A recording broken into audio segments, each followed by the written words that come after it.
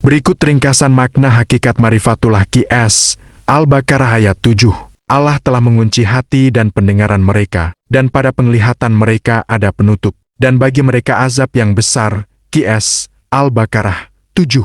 Makna hakikat Marifatullah. Ayat ini menggambarkan keadaan batin manusia yang tertutup dari cahaya ilahi, karena penolakan terus-menerus terhadap kebenaran. Dalam pandangan tasawuf dan Marifatullah, kunci hati bukanlah sekadar hukuman, tetapi akibat dari jauhnya hati dari dizikir, tafakur, dan keikhlasan mengenal Allah. Pertama, hati yang terkunci. Hati adalah singgasana nur ilahi tempat makrifat bertumbuh. Ketika hati dikunci, maka sir rahasia batin tidak lagi mampu menerima cahaya hakikat. Inilah tanda manusia yang hidup tanpa rasa kehadiran Allah dalam dirinya. Hakikatnya, bukan Allah yang menutup, melainkan manusia sendiri yang menutup diri dari nur Allah melalui kesombongan, syahwat, dan cinta dunia. Kedua, pendengaran yang tertutup. Pendengaran melambangkan alat menerima wahyu dan nasihat ruhani. Jika pendengaran tertutup, maka ilmu tak lagi menembus jiwa. Seseorang bisa mendengar ayat dan hikmah, tapi tak lagi menyentuh hatinya. Makrifat mengajarkan bahwa pendengaran ruhani hanya terbuka bagi orang yang menyimak dengan hati yang bersih dari ego. Ketiga, penglihatan yang tertutup tirai. Pada penglihatan mereka ada penutup, berarti mata lahir melihat dunia, tapi mata batin buta dari tanda-tanda Allah. Dalam Marifatullah, basirah mata hati adalah alat untuk melihat hakikat. Ketika terhijab, seseorang hanya melihat bentuk lahiriah, bukan makna ilahiyah di balik ciptaan. Keempat, azab besar, keterpisahan dari cahaya Allah. Azab yang besar bukan hanya siksa neraka, tapi terpisahnya ruh dari nur Allah di dunia ini. Orang yang hatinya tertutup hidup dalam gelap walau tampak bahagia. Ia kehilangan kedamaian, arah, dan makna. Marifatullah mengajarkan bahwa azab sejati adalah lupa kepada Allah, karena kelupaan itu memadamkan cahaya kehidupan. Kelima, jalan kembali. Kunci hati dapat terbuka melalui taubat, dizikir, dan tafakur. Dengan kembali mengenal zat Allah melalui sifat-sifatnya, hati yang beku dapat kembali hidup. Makrifat adalah mengenal Allah melalui hati yang sadar, bukan sekadar akal yang berpikir. Kesimpulan hakikat. Qs. Al-Baqarah ayat 7 menegaskan bahwa barang siapa menutup hatinya dari nur Allah, maka Allah biarkan dalam kegelapan yang ia pilih sendiri. Hakikat Marifatullah ayat ini mengajarkan bahwa hati adalah cermin nur Allah, pendengaran dan penglihatan adalah jalan marifat. Hijab batin muncul karena dosa dan kesombongan. Makrifat membuka kembali jalan cinta dan cahaya menuju Allah.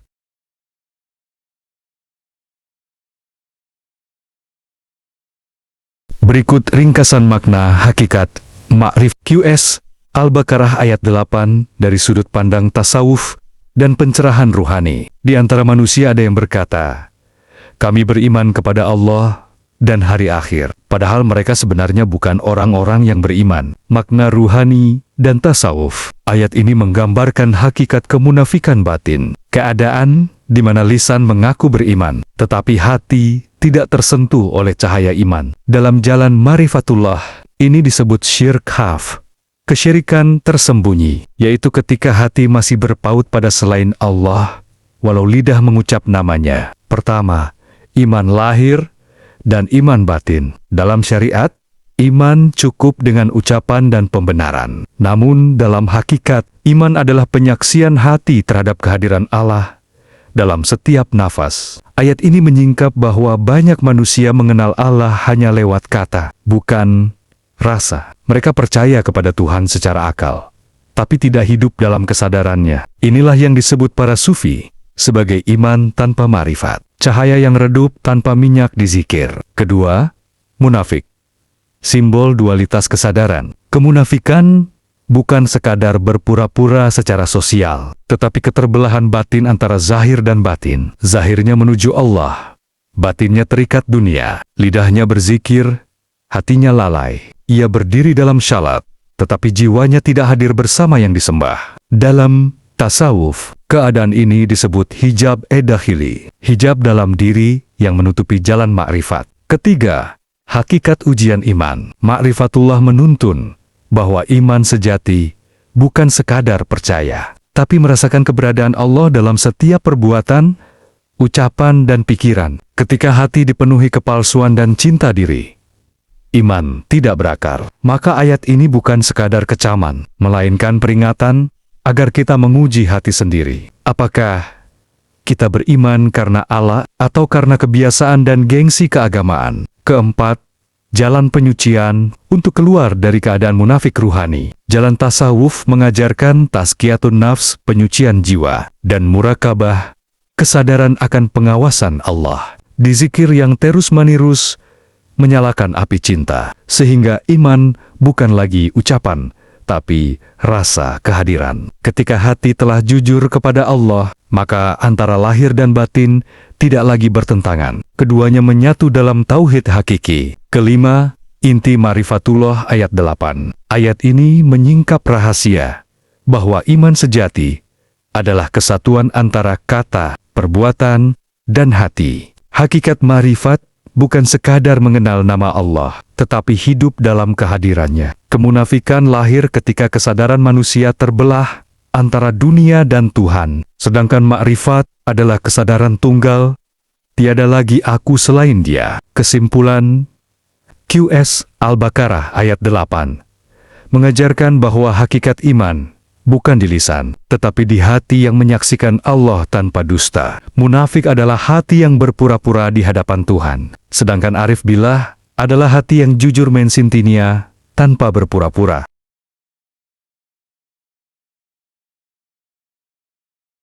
Berikut ringkasan makna hakikat ma'rif QS Al-Baqarah ayat 9 dari sudut pandang tasawuf dan pencerahan ruhani. Mereka menipu Allah dan orang-orang yang beriman, padahal mereka hanyalah menipu diri mereka sendiri, dan mereka tidak menyadarinya. Makna ruhani dan tasawuf. Ayat ini menyingkap tabir kemunafikan batin yang lebih halus, bukan hanya berpura-pura di hadapan manusia, tetapi berpura-pura di hadapan Allah.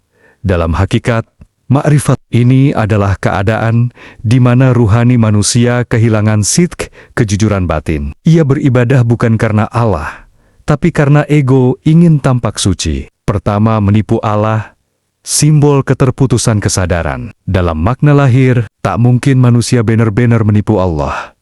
Namun, secara hakikat, menipu Allah berarti berpura-pura beriman tanpa menghadirkan hati. Ia salat, tapi hatinya lalai, berzikir, tapi pikirannya jauh, menampakkan ketaatan, tapi tersembunyi kepentingan dunia. Itulah bentuk penipuan ruhani.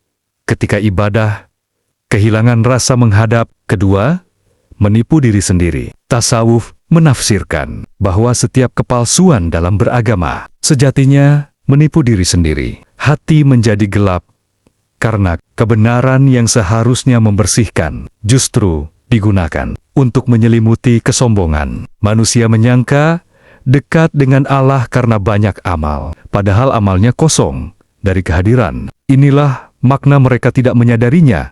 Kesadaran ruhani telah tertidur, hingga yang palsu tampak benar. Ketiga, hakikat marifat. Kejujuran di hadapan, jalan marifatullah, kejujuran asyid, adalah dasar segala makrifat. Orang arif tidak menipu Tuhan, karena ia hidup dalam kesadaran bahwa tiada sesuatu pun tersembunyi darinya. Hati yang sadar selalu merasa dilihat muraqabah dan diawasi ihsan, maka setiap ibadahnya menjadi cermin cinta, bukan sandiwara. Keempat, jalan pembukaan hati untuk keluar dari penipuan diri.